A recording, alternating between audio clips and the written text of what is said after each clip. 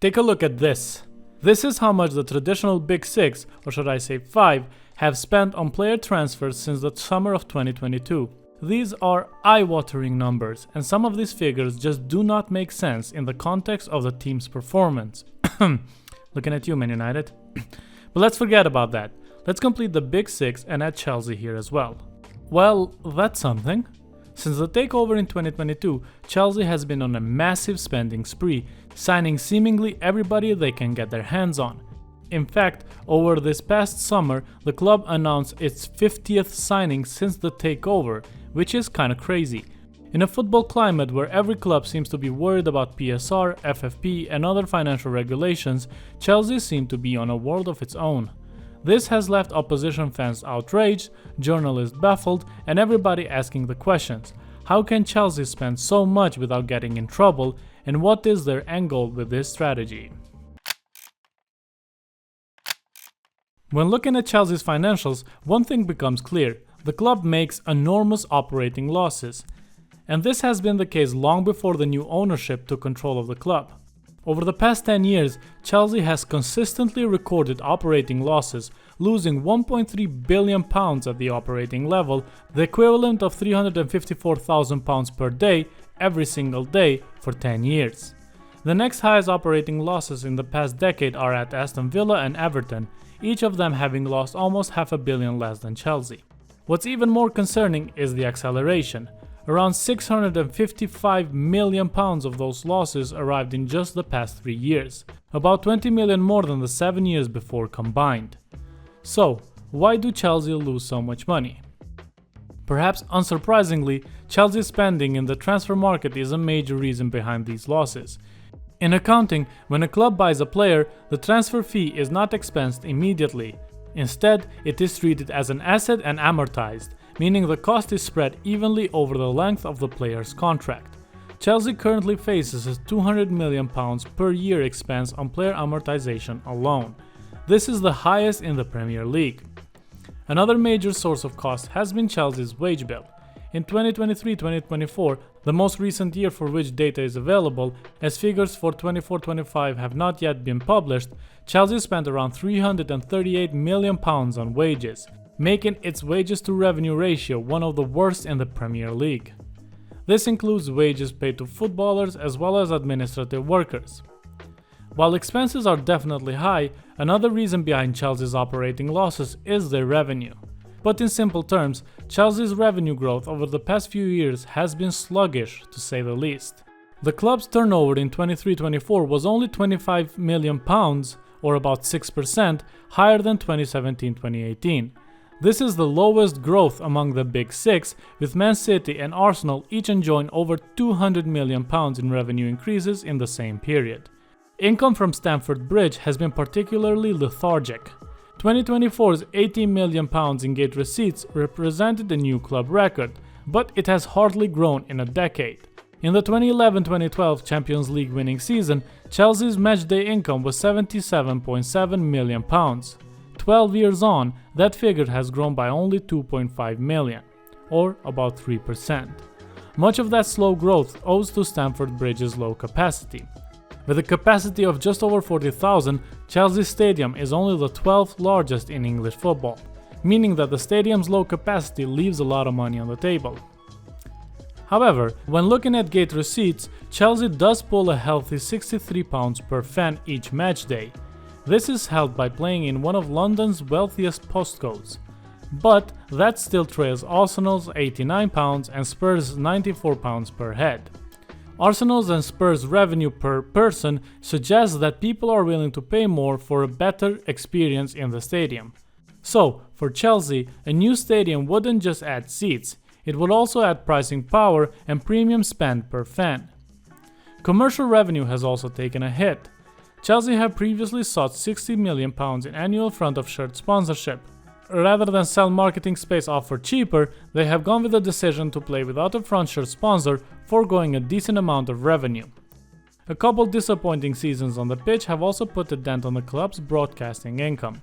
This income fell 28% to £163 million in 23-24 as the reality of no Champions League football bit. While we do not have the data yet, we can speculate that 24-25 saw significant revenue increases, particularly in broadcast money because of an improved Premier League finish, their Conference League triumph, and the earnings from the FIFA Club World Cup, which fell into last season's accounting year. To try and offset their slow revenue growth and huge spending, Chelsea has consistently relied on player sales. In fact, over the past 10 years, Chelsea generated over £840 million in profits on player sales, making them the best-selling club in England by far. And if we go back to the operating losses chart, we see that the club has historically managed to keep operating losses at a level where player sales could potentially offset them and help them generate a net profit. In fact, in many years during the Abramovich era, Chelsea has managed to turn a net profit despite recording operating losses, primarily because of player sales. However, as is clear from the chart, operating losses have skyrocketed over the past few years, and profit from player sales has not been able to catch up, and this is obviously a problem. This means that since the takeover, Chelsea has struggled to generate a net profit, which is a problem because of financial regulations like Premier League's PSR and UEFA's FFP. Despite these challenges, Chelsea's management has repeatedly insisted that they are operating within the rules. So, how? Let's first get a brief explanation of how the Prem's PSR rules work. The PSR framework allows a club to post a maximum loss of £105 million over a rolling 3-year period, so long as losses beyond £15 million are covered by owner injections. Essentially, up to £90 million of losses can be underwritten by the owners, with only £15 million free loss allowed if no support is given. Roman Abramovich was famous for funding Chelsea via interest-free owner loans that were often converted to equity. The new ownership has likewise shown willingness to inject capital, but in a more transparent and planned way consistent with PSR allowances. In 22-23, Chelsea had a big cash outflow from transfers and operating costs. That was largely covered by the owners, roughly £315 million in new equity and about £55 million in additional loans to bankroll net spending and working capital. Even with an £89 million pre-tax loss, the club paid its bills and kept investing. The owners continued injecting capital in 2024 and 2025. Additionally, accounting techniques have also been used to make the spending appear less drastic on the book. Their primary method is amortization of transfer fees over very long contracts. Chelsea took this to an extreme by signing players on 7, 8, even 8.5-year contracts, far beyond the typical 4-5-year deals in football. By doing so, they spread massive transfer fees over almost a decade. The club effectively exploited a loophole in the regulations to gain immediate flexibility.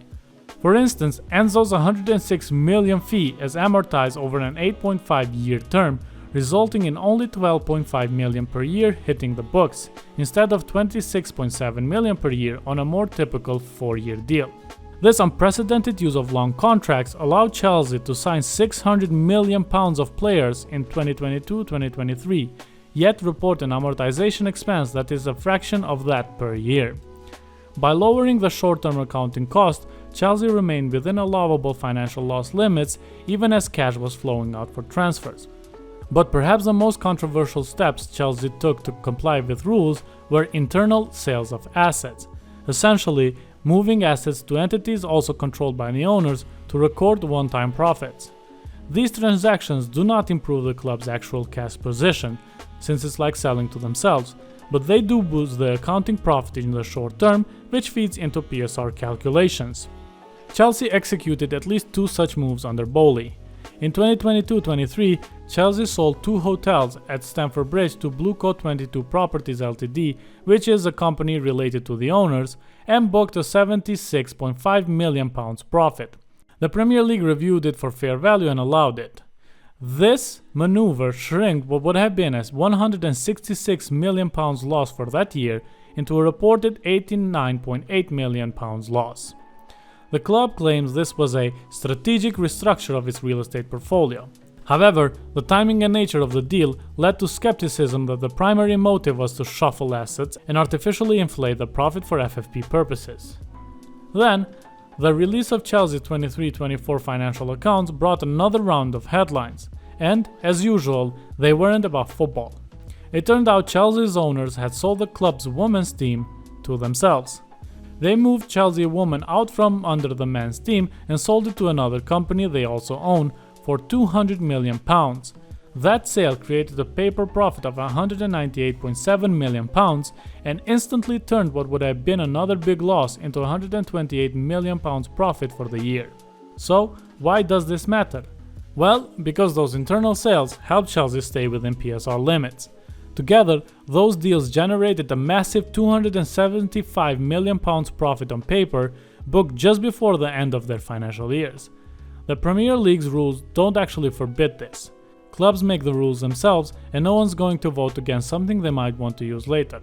Now, without selling the women's team, Chelsea's losses over the past 3 years would have been around £282 million, way above the £105 million PSR limit. But PSR allows certain deductions, such as spending on the women's team, the academy, community projects, and depreciation. Those allowable costs added up to roughly £158 million. So, even without the £200 million women's team sale, Chelsea would have been close to the limit, but not in catastrophic trouble. But that £198 million profit from the sale didn't just fix 1 year. Remember, PSR works in 3-year cycles, so that profit now helps Chelsea's number for both last season and the next one. In fact, Chelsea's PSR results for 23-24 is estimated to be around £191 million in the black, meaning they could, in theory, lose up to £300 million this season and still be compliant. Of course, that doesn't mean they're suddenly swimming in cash. And once that £198 million profit drops out from the 3-year window in 26-27, they'll be back to juggling numbers again. While the Premier League seems fine with Chelsea's accounting magic, UEFA isn't. Their rules are stricter. UEFA doesn't allow clubs to sell assets to sister companies, which means Chelsea cannot count those £275 million in internal profits in Europe. Under UEFA's 2-year financial window, clubs can only lose €80 million. Chelsea's real losses, without those internal sales, were closer to £240 million.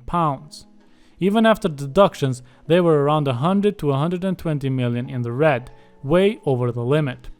And Chelsea have already entered into a settlement agreement with the UEFA and have been fined for breaching the financial rules. So, all in all, can Chelsea keep spending?